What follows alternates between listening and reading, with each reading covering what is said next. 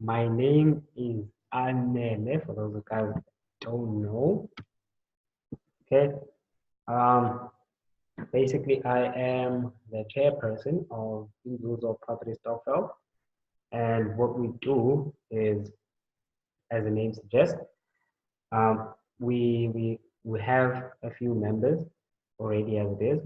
And what we do is we essentially go out and try to make whatever small amount of capital um, that people can say gather and sort of like put together on a month-to-month basis. The Stockfell industry is a very large one, probably around 49 billion South African rand.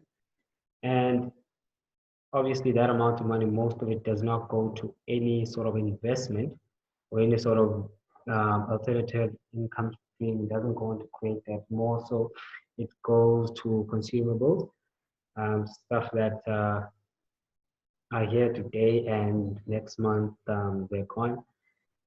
And that is essentially what we're trying to counter with trying to create something that will actually give us some standing within the economy. So with Inzuzo Property Stockfell, we've been around, I believe, for 3 months, and we have a few members. There are a few positions that are actually open right now as is, okay? Because we want everything to be as transparent as humanly possible. And here, everyone has a say. Okay? Everyone has a single vote. Each and every single member will have a single vote. And for every decision that will be taken, it will be a group decision. Now, as I usually say, for almost everything, this is not for everyone. This is for people looking for ways to get into the property um, industry. This could be sort of like a gateway to get into the property industry, or it can be something that you're just going to be generating income from, like a secondary or a third income from on a monthly basis. Okay. Now, NASASA is not that very well known, but it's the National Stockfell Association of South Africa, and the Zuzo Property Stockfell is registered there. So each member will go onto the system and actually, so all your details will be actually registered on the NASASA website. They fundamentally sort of like govern, and they help govern the Stockfell, um, let's say industry. I can call it industry. So the Stockfell industry is governed by NASASA. They give out guidelines. They help Stockfells that are actually coming up to build and to actually become something worthwhile and contribute towards the economy. So I won't go into all of that. I'll send through the website. Everyone can go out and check the details of Necessa, how long they've been in operation, the CEOs and all of that. But today we're just going to be going through the actual document, which is the constitution of Inzuzo Property Stockfell, and just touching on some questions that have come up quite recently. So I'll just answering those as well. Good. Now, the name of the Stockfell is obviously Inzuzo Property Stockfell. This, as is with most Stockfells, they should promote personal and group development. Okay, so this is an individual as well as a group development scheme. Okay, because at the end of the day, you're going to get personal benefits from this, and also gonna get some group benefits from it, so explain that in a later stage. Now, the whole idea is to pool funds with a common purpose and outcome, right? So for us to actually put some money together, put some capital together, because property is a very lucrative endeavor. However, average person in this country doesn't have access to the type of funding that's required to get into property. Like, it doesn't really matter how big your property portfolio is, but you really want to have a hand in property because land, obviously, as we all see in the media, is of very high importance. Okay, aim of the stokvel is to pull funds together for the following purpose, right? So to buy, renovate, and sell property. Okay, now it's gonna be, those are three different things, right? So the buying part, right? Putting money together, the capital together, and also the renovating part. Okay, might be renovating um, buildings, or for example, a house that was the way we pulled funds together, and then we just did renovations on it. Okay, that would be more the property development side of things, right? So we're developing property, so we do some touch-ups. We have done some development work throughout 2018. Okay, but that wasn't under the stokvel, but we have people that we work with that have been doing renovations. And then the selling of property. Okay, so the selling of property. So we might buy a house, for example, at 200,000 rand, and sell it off on the market at uh, plus minus 350,000 rand. Okay, those are just arbitrary numbers. So that is the main concept of the buying, selling, as well as the renovating. Now, creative alternative income through rental income. Okay, rental income, as most of you guys should know, is very important, especially if you are a landlord. So this venture, this property stokvel, allows people to become landlords and to actually generate some rental income of whatever property we might be leasing, or whatever property we might actually buy and generate some income. Because contrary to what a lot of people may believe, you don't need to actually buy the entire building for you to actually get rental income from it. You can actually rent a building and then rent it out to other people or to other tenants, but it has to be a really solid deal. Okay, the profit margins need to be right for you to enter into that type of deal. Now, promoting home ownership for members by giving them access to the best property deals. Now, by this, I simply mean if one of the members requires a home, okay, or they're looking to actually buy, I don't know, a flat for themselves, the property stokvel will have systems in place to actually help members purchase and also, or either pay like upfront, or either do it over a fixed period of time. And it actually promotes the whole home ownership part of things. This is just for people that just want to get into the stokvel, just to get the benefit of trying to get a home, to purchase a home. They've been having troubles actually getting either the funding, right, for this type of thing, or just the credit lines from the bank that they're actually not getting. So this will actually help them in that way. Right, now, the membership is actually quite simple, right? As with most stokvels, now the member will supply and use a public stokvel with personal details, which are your ID, your date of birth, as well as your residential address, and we just need your contact details as well. Okay. Members must abide by Nzuzo Stokvel Constitution, right? This is the constitution that we're actually going through. I mean, the rules are not that strict. However, we just want to ensure that the integrity of this society is actually upheld, and we don't use it in a sort of like a negative sense, right? Especially on social media. We just want to keep it within people who are serious and actually focused on getting into property, as opposed to everyone. Because, like I said, this is not a sort of like a joyride. Not everyone is gonna want to become part of this because they're looking for things that aren't necessarily realistic. So with this will give us a long-term profitability margin and also some nice secondary incomes. Okay. Now, should a member pass away, his or her family will not automatically become members of the club, right? We'll deal with what happens to the members' funds that they actually contributed, if that is the case. Now, the Stokvel Executive Committee, right? So it will basically consist of the following positions. All right. Now, with the first meeting that we actually had, okay, I'll provide the minutes for that, probably in our official meeting, because this is not an official meeting. This is just sort of like an introduction. Chairperson, Okay, I was elected chairperson, and in those, I believe, like 4 of us at the time. Now, who's responsible to actually lead and prepare the agenda for the meetings, make sure rules are followed, and take necessary action, which may include members being excluded if the rules are not followed.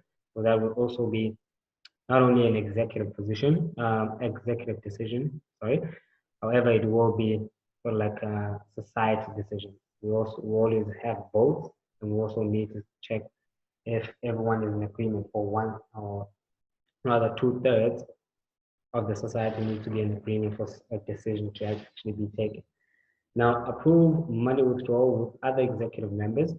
Okay, so basically co-signing when it comes to the actual account, because we don't want to give just one person access to the account. We'd like to have at least 3 people who are aware of what's going in and going out of the actual account. Okay. Now, explore opportunities for enhancing the group's practices. That would be just improving the way we operate. Okay. Looking for other opportunities for us to grow as a society, and to give us sort of like a bit of an edge when it comes to anything that is similar to what we actually do. Right. So this is more of an investment scheme. Okay. It's an investment society, and therefore we want to get the best, or the, how can I put it? We just want to get the most out of the money that we actually put into this whole thing. Right. Everyone obviously has that as a purpose, and everyone should have that as a purpose for joining into the public structure. Now, the secretary was responsible to keep the record of the group's activities, namely the minutes, correspondence, membership, registration, all the admin stuff. Right? Secretary handles that. Maintain communication to make sure all members are informed of activities of the group. That's very heavy work. That's heavy work, I must say. Because I actually tried doing this myself, and I mean, it was very difficult, even though the group was actually quite small at the time. And have signing powers with the chairperson and treasurer when it comes to executive decisions, as well as financial or access to the accounts. Now, the treasurer, his or her responsibilities are to keep accurate account of the group's finances and present copies of all the deposit slips. So that's something that we're going to be doing in all the meetings, right? We're going to have a meeting every single month, at least one meeting. The treasurer's job is also to collect the money and deposit slips at each and every meeting. All right, so everyone who's just before you come through to that actual meeting, that's when you're going to make deposits. Or if you know you're probably going to use the money, you can do it on whichever day that you actually get paid. But the deposit slips need to actually be with you, right? You need to capture those.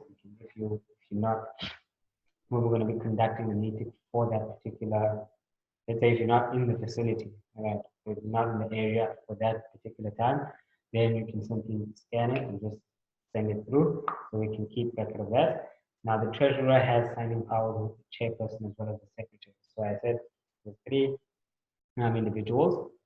It could be anyone, and those 3 individuals control, have signing power of what actually goes in and out of those accounts, and basically keeping track of all the finances of the group. Okay, that's with me.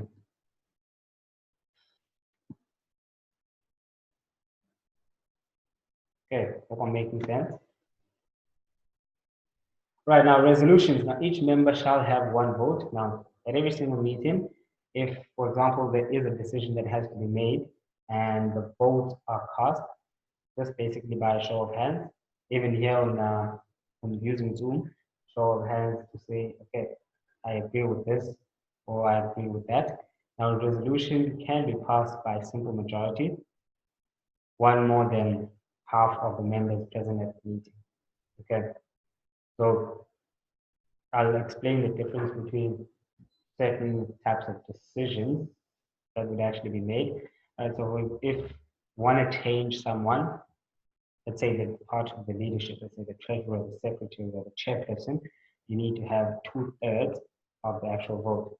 But as in terms of a resolution, a simple resolution, one more than half of the members at the present meeting. So if there's 10 guys, if there's 6 guys in agreement with the resolution, and there's 4 guys who don't agree with it, then it simply means that the 6 win. Now, a resolution can only be passed in a meeting where at least half of Windsors or Property Stockpile members are present in person. Okay. Now, with the word person, in our example, is because we are from all parts of the country, right? Even outside the country, and therefore it's very difficult for everyone to travel each and every time there is a meeting. So what we do is online meetings using Zoom. Okay, they're going to be a bit more interactive, so people will be able to voice their opinions. They'll be able to see us. So it's sort of like you're going to be in the actual meeting, even though it's going to be a Zoom online meeting.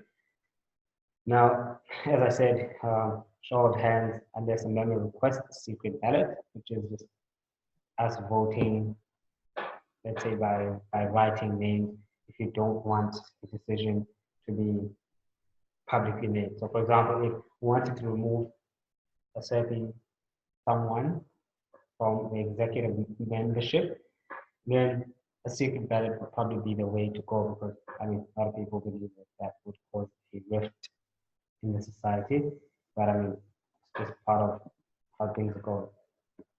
Meetings will be held once a month and upon request by all executive members.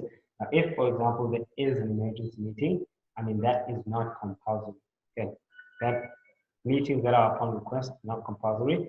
However, the monthly meeting is. Now, a minimum of 1/3 of members will be required for a meeting.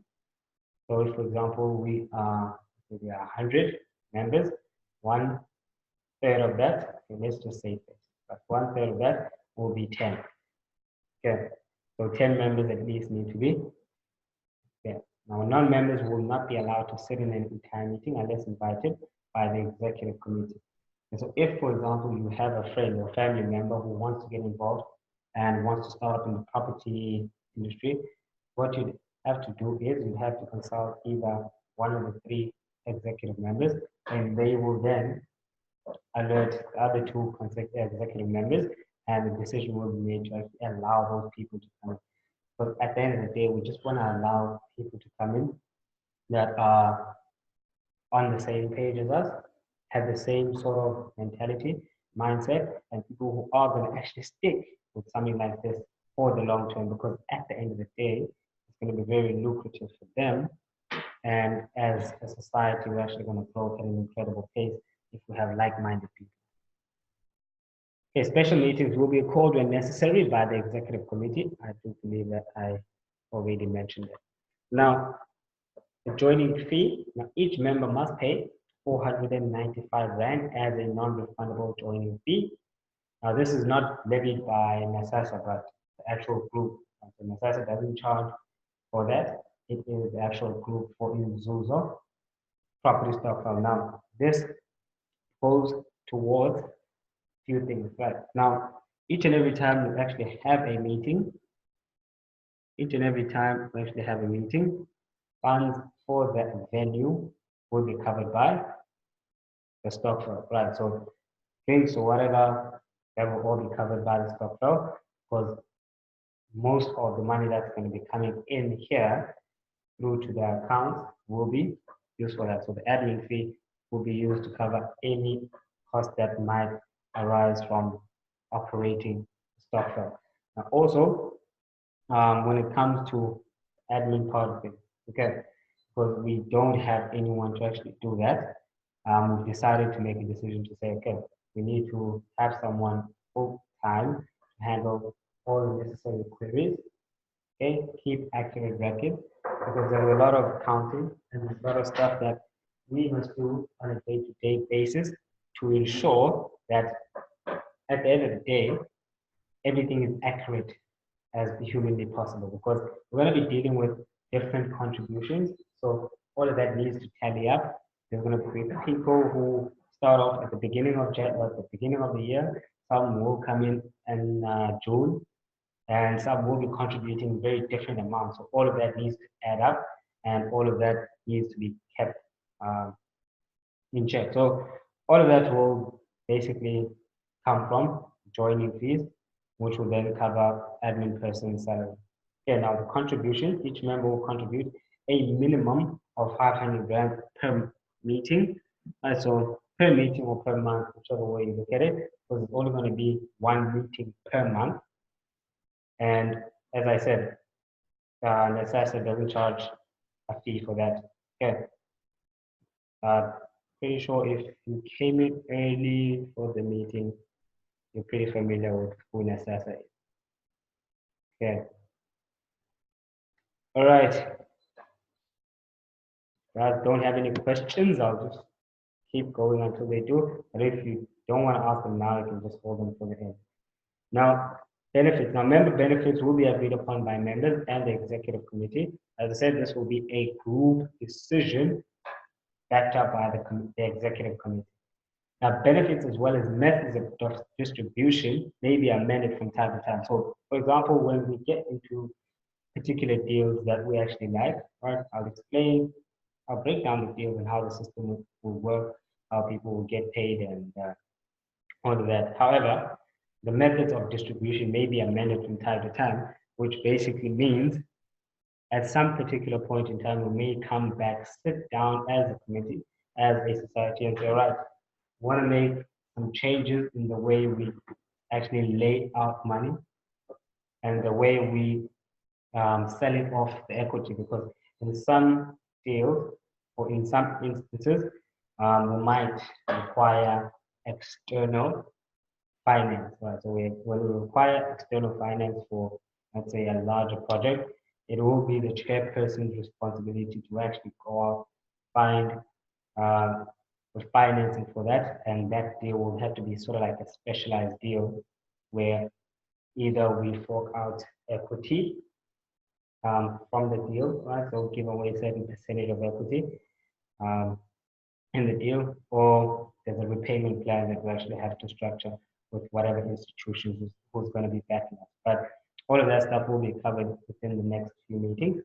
Allocations to benefits will be agreed upon by way of group vote, right? Now, almost everything that we're going to be doing will be a group vote. Everyone has a say, like I said, one vote, and everyone should vote. I'd like to say everyone is forced to vote, but everyone should exercise their vote no matter what they believe. All right, beneficiaries. Okay, we passed this earlier on. If a member passes away, any money that they are owed will go to the estate. That will mean and include any money made from, I don't know, flipping deals, let's say buying and selling, rental income, that will also go through to the estate. So all of that will go to whoever is supposed to actually be the beneficiary for that member who is in the unfortunate position of passing away. And now the code of conduct is very simple. We have three basic rules. No member will use the name of him who's a property stockwell for personal business or personal gain. Right. When I say that, I just mean in using the society's name to actually gain interest for other ventures that they're actually going into. Right. So if you're talking about the society, people just stick to that. Just don't deviate from that too much. Each member will be expected to conduct himself or herself in a socially acceptable manner at meetings. I mean, we all have to be respectful. Okay? I see everyone as 100% equal when it comes to a society like this, and therefore we should treat each other as the same. And members must dress in a socially acceptable manner. I mean, I don't really think it's necessary for me to explain that, right? Especially ladies, they know. Members just socially acceptable manner, especially in the meetings. We don't want to be greatly distracted, as some of guys I know are. Right now, meeting attendance. Now, if a member is unable to actually attend a meeting for whatever reason, they must send an apology either in writing. Now, in this format, it can be handwritten if you're around and where the meeting is going to be, or you can just email, right? Or you may send a message, perhaps on Telegram, but that needs to be followed up always by a phone call to confirm that, all right, have you received the apology that I actually sent? And if whatever may happen happens, let's say just before you come to the meeting and you can't make it, there are 4 consecutive meetings, or there are 4 shots, let's say, 4 chances that each and every member has. Now, if you should miss 4 consecutive meetings rather, without a reasonably good excuse. I mean, I don't think after 4 consecutive meetings, any excuse is a good one. The member will have to face a disciplinary committee, which will be made up of obviously members and probably an executive member or 2. So everything there should be cleared up when it comes to the meeting attendance.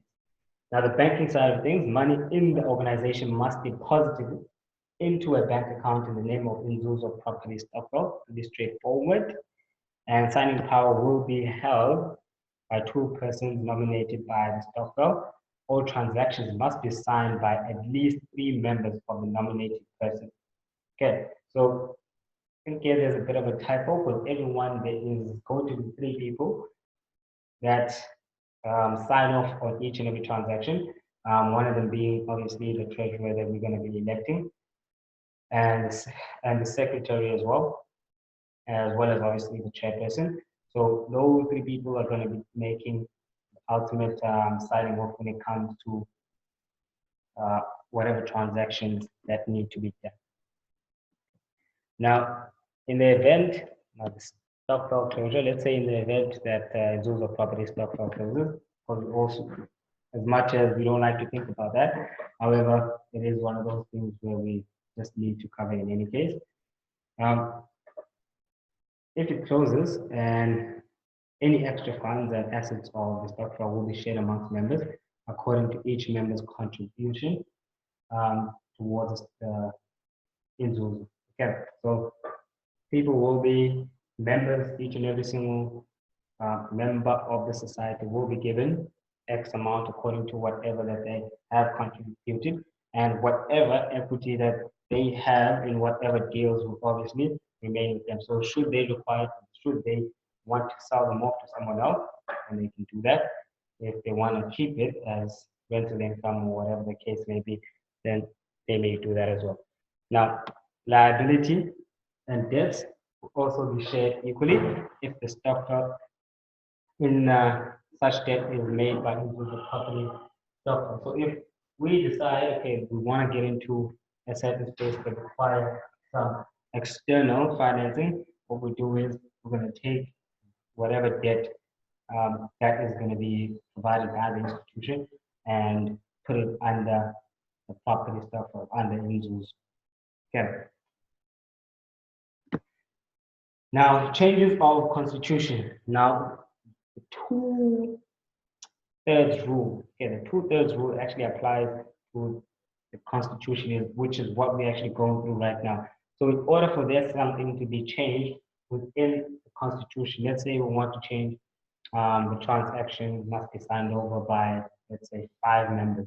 Want to elect more members. Let's say we want to have 10 members nominated to verify all transactions. Then we'd have to make a decision to change the constitution.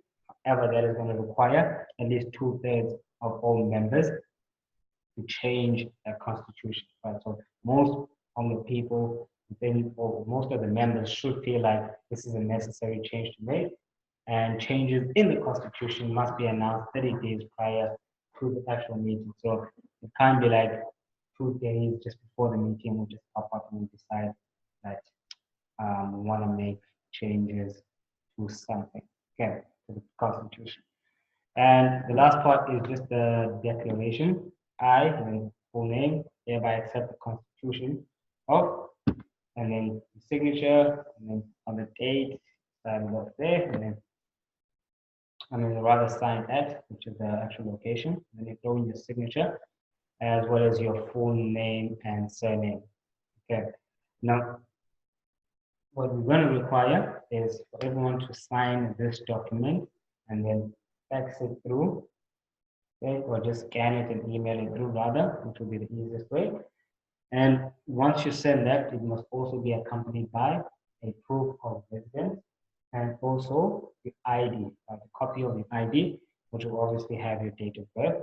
So those are the two documents that should accompany each and every application form. Right, so once the application form is processed, add your details onto the NASASA website, and in Zuzo Property Stock File, you'll be able to go in there and also check it out if you wish to. And intricate details of how we're going to be dividing equity and all of that stuff will be covered within the next few meetings. And what I will say though is that it's going to require a lot of resilience, a lot of persistence when it comes to, as well as a lot of patience. Okay, and since that's something that a very select few people actually have, I do expect numbers to grow exponentially, but to only retain a select few members, which will obviously in the end benefit from this. So you guys must look out. I'll send you the rest of the information. This has been recorded and will be made available on the Telegram channel.